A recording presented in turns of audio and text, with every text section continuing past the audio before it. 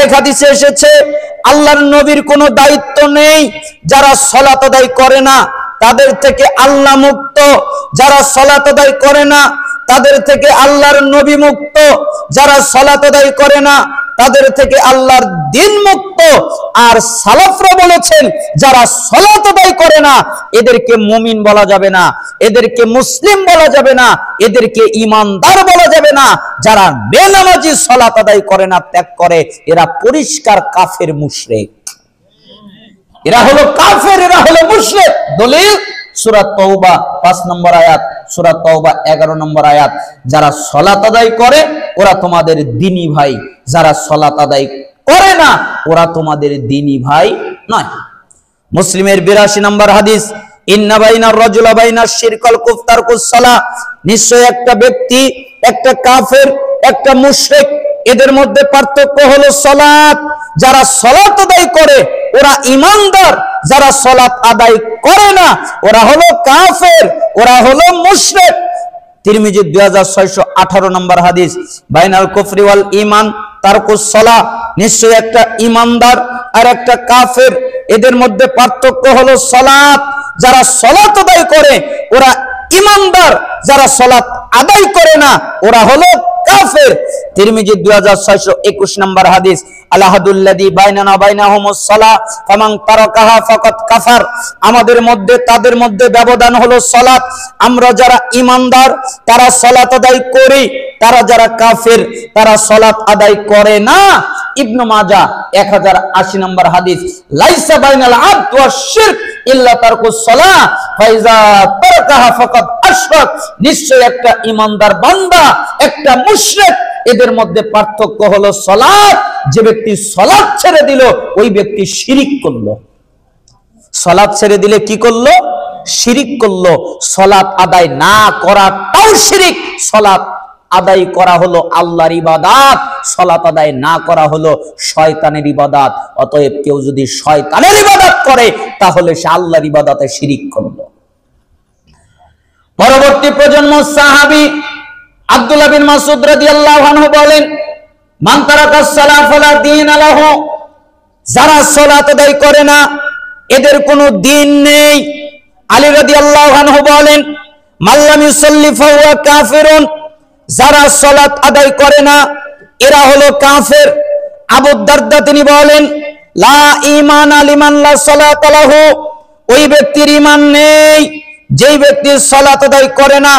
ওমর ইবনুল খাত্তাব রাদিয়াল্লাহু আনহু তিনি বলেন, লা হাজ্জা ফিল ইসলাম লিমান তারাকাস সালাহ, ওই ব্যক্তির ইসলামে কোনো জায়গা নেই যেই ব্যক্তি সালাত আদায় করে না।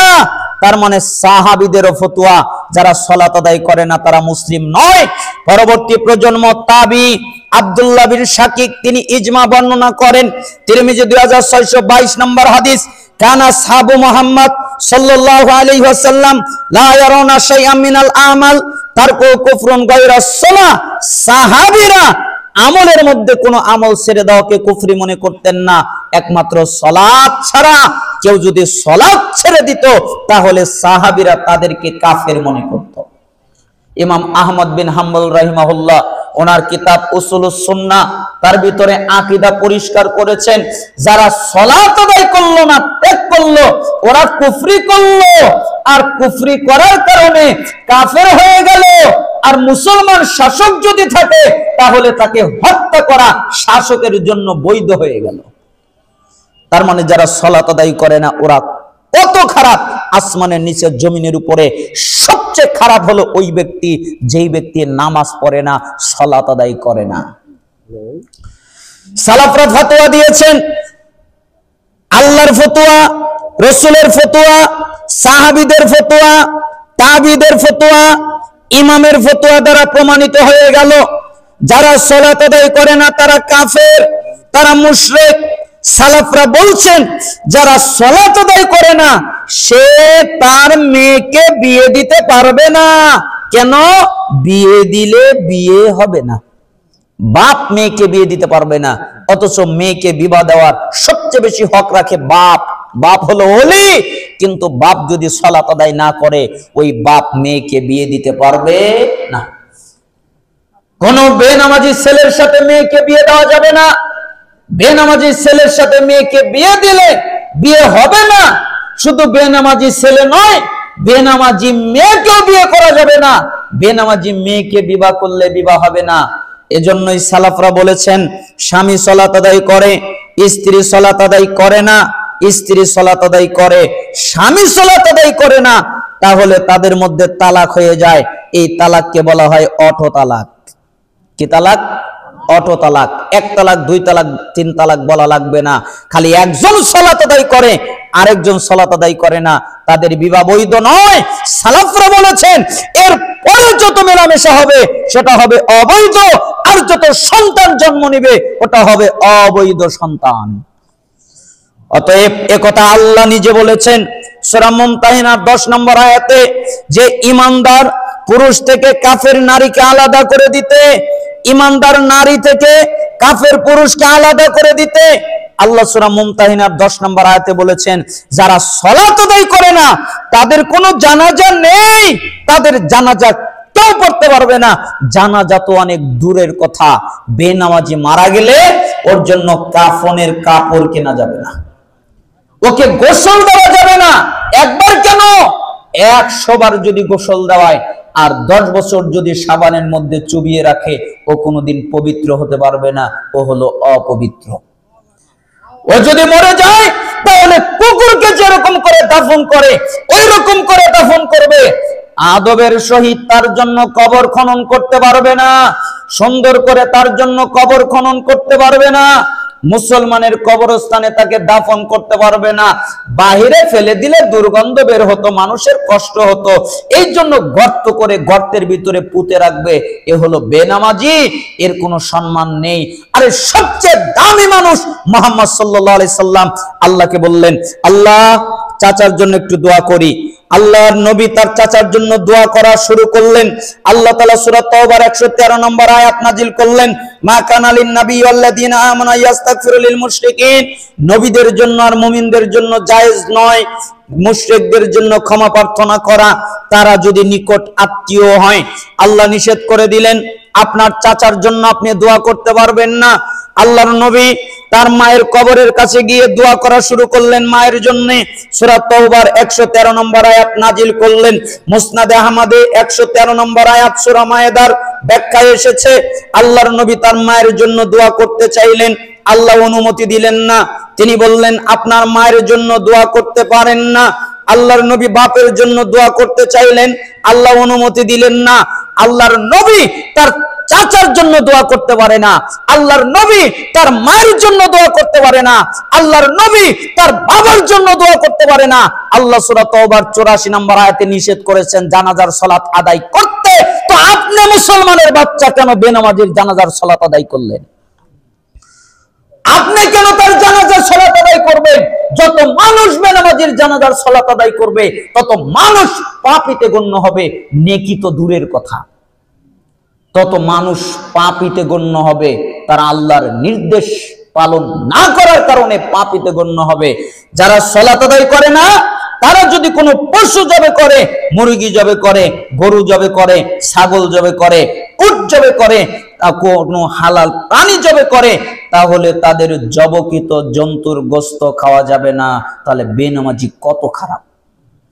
আবার এক শ্রেণীর লোক আছে, ওরা খুব গর্ব করে বলে, কয় আমি নামাজ না পড়লে কি হবে, আমি দান করি, আমি হজ করি, আমি ওমরা করি, আমি যাকাত দেই, আমি ফিতরা দেই, আমি আরো কত কিছু করি, খালি নামাজটাই পড়ি না, আমার কি নেকি কম আছে? নামাজ না পড়লে কি হবে, আমার ঈমান ঠিকই আছে, তাই না? আপনি কি জানেন আপনার জীবনে এক নেকিও নাই? কয় নেকি নাই? এক নেকি। আপনি অনেক দান করেছেন, আপনি অনেক ওমরা করেছেন, আপনি অনেক হজ করেছেন, কিন্তু আপনার নেকি আপনি ধরে রাখতে পারেন নাই।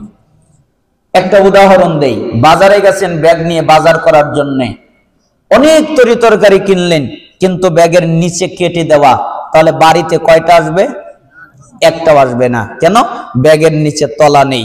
ঠিক আপনি সব করলেন কিন্তু আপনার ঈমান নেই, তার মানে আপনার কোনো নেকি টিকবে না। আল্লাহর নবী বলেছেন, আউয়ালু মা ইউহাসাবু বিহিল আবদু ইয়াউমাল কিয়ামাতিস সালাহ ফাইন সালাহা সালাহা সাইরু আমালিহি ওয়া ইন ফাসাদাত ফাসাদা সাইরু আমালিহি। কিয়ামতের দিন সর্বপ্রথম বান্দার হিসাব নেওয়া হবে সালাতে। যার সালাত টিকে যাবে ও যত ইবাদত করেছে সব টিকবে, যার সালাত টিকবে না যত ইবাদত করেছে সব বাতিল হয়ে যাবে। তার মানে সালাত আছে সব আছে, সালাত নাই কিচ্ছু নাই। আচ্ছা, এই আলোচনা দ্বারা আপনারা কি বুঝলেন? নামাজ পড়তে হবে না না পড়লেও চলবে? আরো জোরে বলেন। কে কে রাজি? দুই হাত উঁচু করে দেখান। লিল্লাহি তাকবীর। আরো জোরে লিল্লাহি তাকবীর। আল্লাহকে বলেন, হে আল্লাহ, আমরা আর নামাজ ছেড়ে দিব না, আমরা আর সালাত ছেড়ে দিব না। হাত নামান। আমি আপনাদের জন্য দোয়া করি আল্লাহ তাআলা যেন আপনাদের এই ওয়াদাকে বাস্তবায়ন করার তৌফিক দান করেন এবং আপনাদেরকে যেন 5 ওয়াক্ত সালাত জামাতের সাথে আদায় করার তৌফিক দান করেন এবং আপনাদের থেকে যেন আল্লাহ তাআলা শয়তানকে দূরে রাখেন, শয়তান থেকে যেন আল্লাহ তাআলা আপনাদেরকে হেফাজত করেন এবং আল্লাহ সুবহানাহু ওয়া তাআলা যেন আপনাদেরকে হিদায়াত দান করেন এবং জান্নাতের জন্যই আল্লাহ তাআলা যেন আপনাদেরকে কবুল করেন। তাহলে যে কোনো মূল্যে সালাত আদায় করতে হবে, পুরুষ এবং নারী উভয়ের একই ব্যাপার। ওয়ালা তাশরাবান্না খামরান ফান্নাহু রাসা কুল্লি ফাহিশা। 4, নেশাদার দ্রব্য পান করবা না, কেননা নেশাদার দ্রব্য সমস্ত অশ্লীলতার মূল, সমস্ত পাপাচারের মূল, সমস্ত পাপাচারের মাথা। বিড়ি, সিগারেট, গুল, জর্দা, তামাক, মদ, ইয়াবা, হেরোইন, ফেন্সিডিল এগুলো পান করবা না। ওয়া ইয়াকুল মাসিয়া ফাইন্না বিল মাসিয়াতি হাল্লাসাকুল্লাহ। আল্লাহর নাফরমানিমূলক কাজ করবা না, যেই কাজে আল্লাহ রেগে যায়, যেই কাজ করলে আল্লাহর রাগ বেড়ে যায় ওই কাজগুলো করবা না। হারাম কাজ করবা না, আল্লাহর রাগ বেড়ে যায়, আল্লাহর ক্রোধ বেড়ে যায়। জিহাদের ময়দান থেকে পালাবা না। সমস্ত মানুষ যদি মারা যায়, মহামারী কবলিত এলাকা থেকে পালাবা না।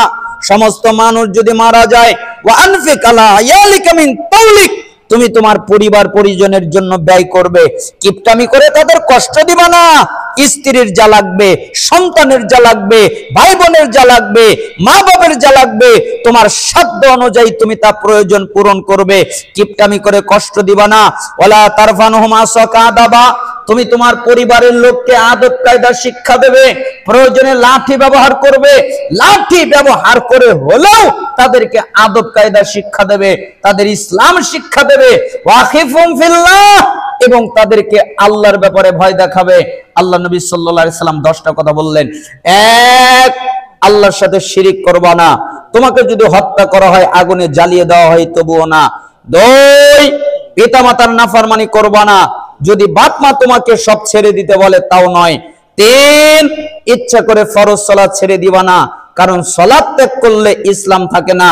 4, কখনো নিষেধার দ্রব্য পান করবা না। 5, কখনো আল্লাহর নাফরমানিমূলক কাজ করবা না। 6, কখনো জিহাদের ময়দানে গেলে সেখান থেকে আর পালিয়ে আসবে না। 7, কখনো মহামারী কবলিত এলাকায় গেলে সেখান থেকে আর পালাবা না। 8, তোমার পরিবার পরিজনের জন্য ব্যয় করবে, কিপটামি করে কষ্ট দিবা না। 9, তুমি তোমার পরিবারের লোককে আদব কায়দা শিক্ষা দেবে, প্রয়োজনে লাঠি ব্যবহার করবে। ওয়াখিফুম ফিল্লাহ। 10, তাদেরকে আল্লাহর ব্যাপারে ভয় দেখাবে। হে আমার সন্তান, আল্লাহকে ভয় করো। হে আমার মেয়ে, হে আমার কন্যা, আল্লাহকে ভয় করো। হে আমার স্ত্রী, আল্লাহকে ভয় করো। জাহান্নামকে ভয় করো, আল্লাহর আযাবকে ভয় করো, আল্লাহর শাস্তিকে ভয় করো। আল্লাহর ব্যাপারে ভয় দেখাতে থাকবে। 10টা কথা আল্লাহর নবী বললেন। মিশকাতের 71 নম্বর হাদিস, মুসনাদে আহমদ 21570 নম্বর হাদিস। আল্লাহ তাআলা আমাদেরকে এই হাদিস অনুযায়ী আমল করার তৌফিক দান করুন। আজকে হলো 12 জানুয়ারি, 13 জানুয়ারি পড়ে গেছে। আমি 1 তারিখের ওয়াজ আরেক তারিখে করি না, আপনারা ক্ষমা সুন্দর দৃষ্টিতে দেখবেন। আলোচনা শেষ করতে না পারায় আমি অত্যন্ত দুঃখিত। আমি আপনাদের জন্য দোয়া করছি, হে আল্লাহ, আমাদের যারা অসুস্থ তাদেরকে শিফায়ে কামেলা আজেলা দান করেন। আমাদের যারা অভাবী তাদেরকে অভাব থেকে অব্যাহতি দান করেন। আমাদের যারা ঋণী তাদেরকে ঋণ থেকে রক্ষা করেন।